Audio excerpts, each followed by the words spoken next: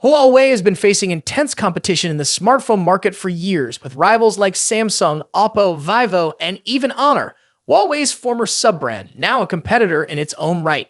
But despite all these brands, I've noticed that Huawei's real focus is on one major competitor, Apple. Huawei seems to be on a mission to dethrone Apple and establish itself as the sole ruler of China's smartphone market. Why is Huawei so focused on Apple, you may ask?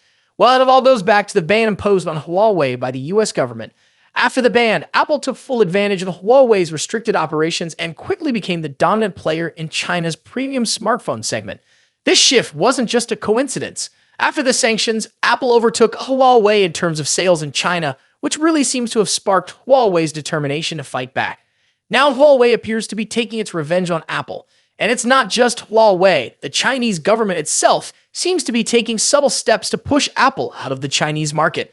One of the most striking examples of this came recently from a Chinese firm named Xinjiang Construction Engineering Company Limited. On September 20, the company issued a notice with a bold move. It banned the use of Apple devices on its premises. The notice wasn't just a suggestion, it was an outright prohibition.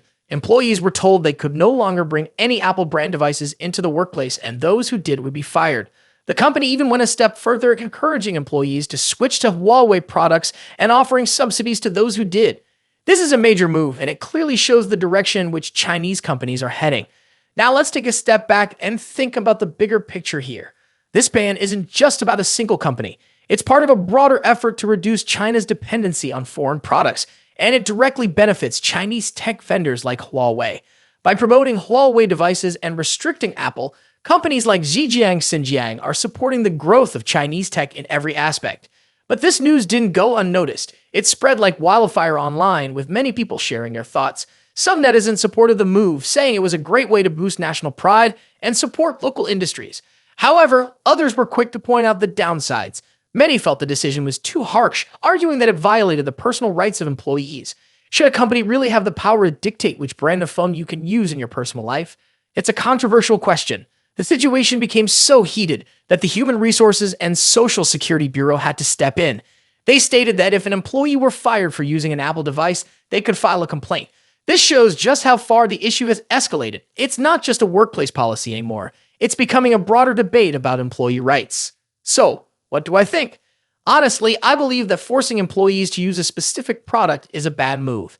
It goes against personal freedoms and ultimately could harm a company's reputation more than helps. Encouraging people to support domestic products is one thing, but taking away their choice, that's a step too far. But that's just my take. What about you? Do you think this company made the right decision by banning Apple devices, or is it crossing a line?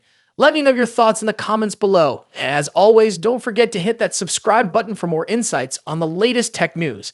See you in the next video.